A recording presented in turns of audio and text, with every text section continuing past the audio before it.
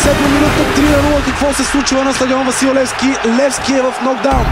Левски не знае къде се на ЦСКА ликува и нанася мощен удар по сините. 3-0 Емил Гъргоров, 37 минута.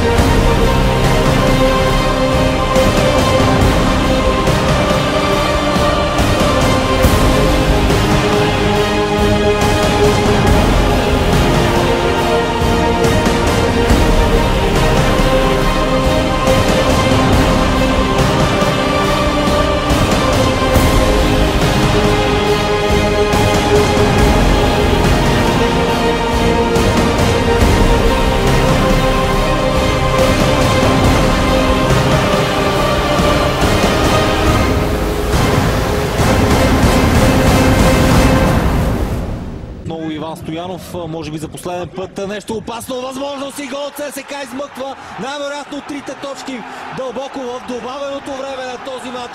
Удар с глава, който влиза в мрежата. Аз струва мисля, че Пламен Кръчунов бе футболистът, който го нанесе. И така секторите А и Г избухнаха в радост. Виждате и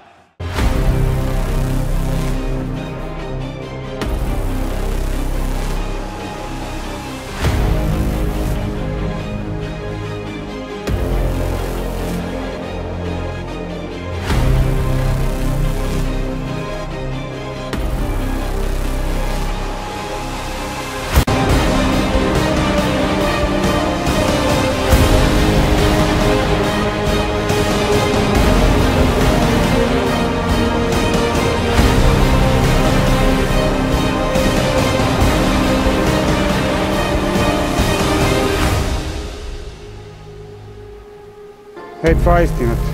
Защото имаме това, което нямат другите отбори.